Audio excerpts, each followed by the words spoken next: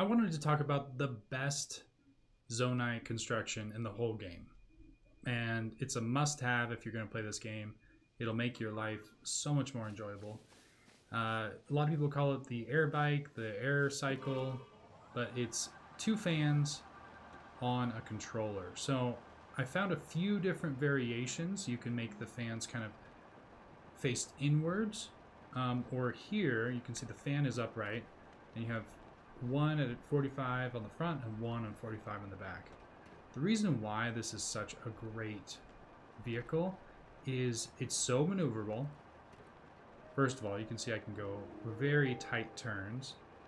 It's very easy and cheap to build. So I have auto build, but even if you didn't have auto build, I think it could be fairly quick to build without it.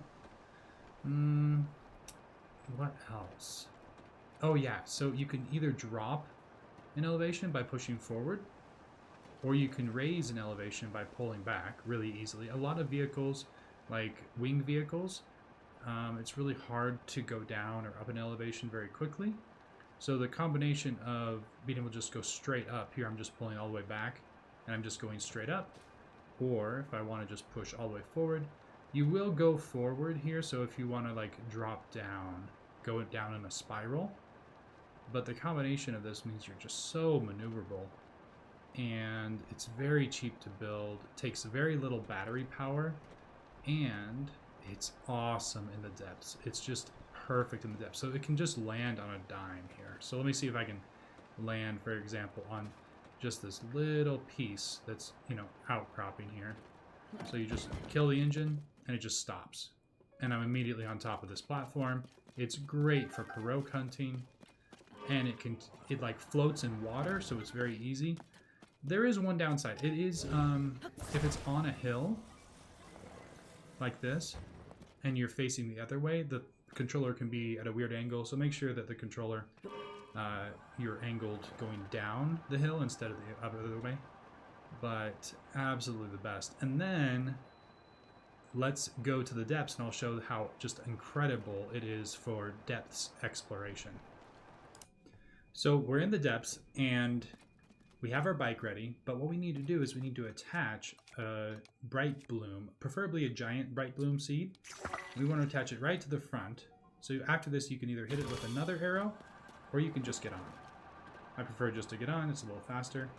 And now we go slow enough. It's actually an advantage that this vehicle is not as fast as some other vehicles, because when the depths are completely enshrouded in darkness, you can see the items before, like the terrain, you can see them before they show up. So you have enough time to maneuver away from them.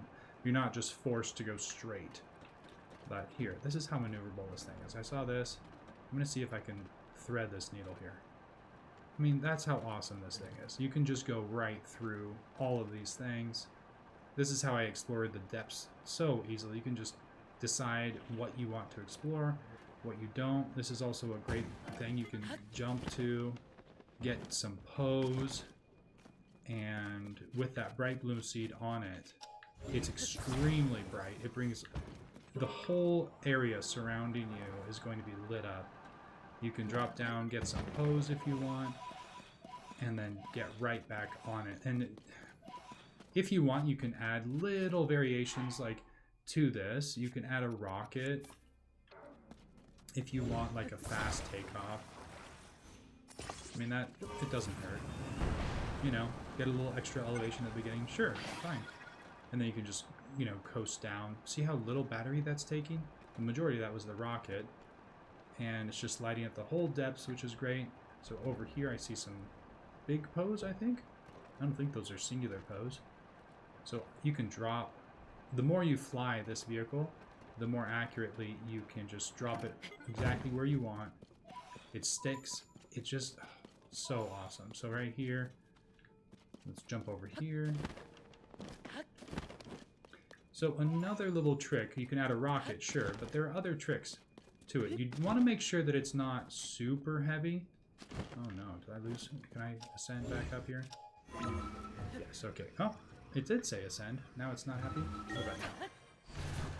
Okay, so another trick you can do, you want to make sure to keep it somewhat light, but you can always fuse a dragon part to your Airbike. Air cycle, let's call it the air cycle.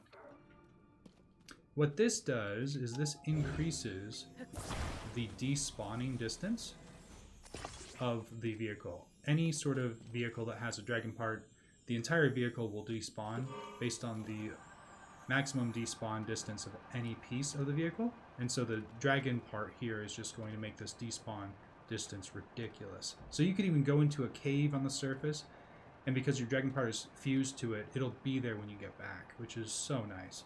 So if you're running out of parts, that's a way to like extend the life of your ZONAI capsules.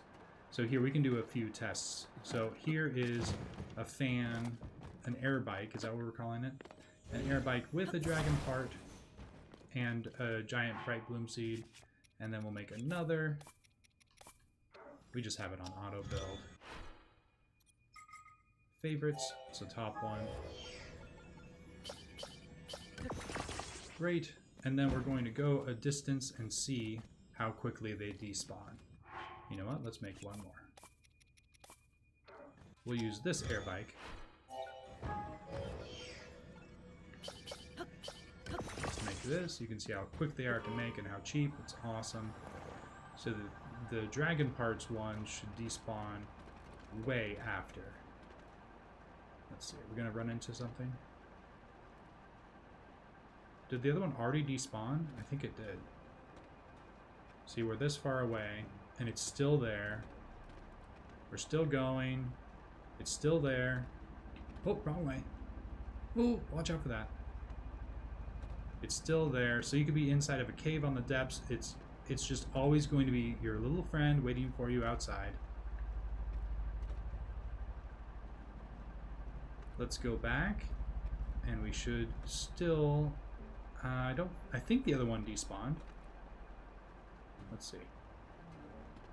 I don't see it. Only time will tell. Yep. So that dragon part fusion combined with the bright bloom seed. With this combination, you could explore the entirety of the depths with a single Airbike. I mean, it would take you an hour to get to every shrine, maybe more.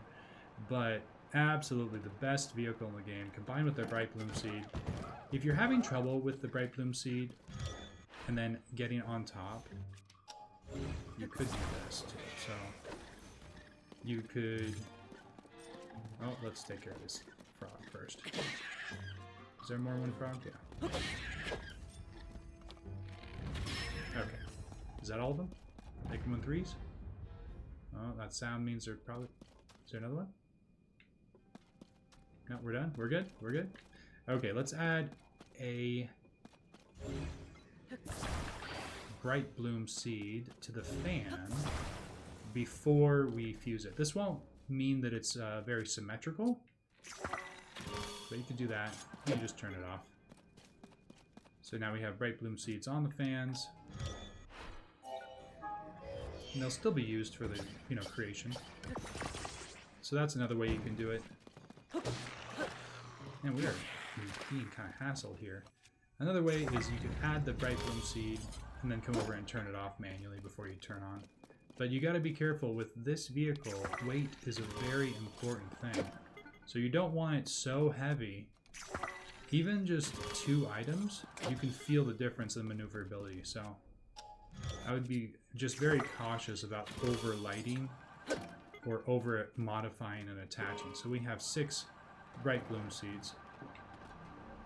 It feels a little more sluggish. Actually, it's not too bad. But I think 1 is plenty. Wow, look at how bright that is. That's like bright. It's like daylight bright in the in the depths. Yeah, but with this much light, and you get to reuse these giant bright bloom seeds. It's perfect for these resources. It really makes your inventory go a long way. Anyway, highly recommend for any new player or any existing player, if you haven't yet tried the Airbike, you have to. It's so worth it. Highly, highly recommend. Oh, what's over here? Oh, a treasure chest.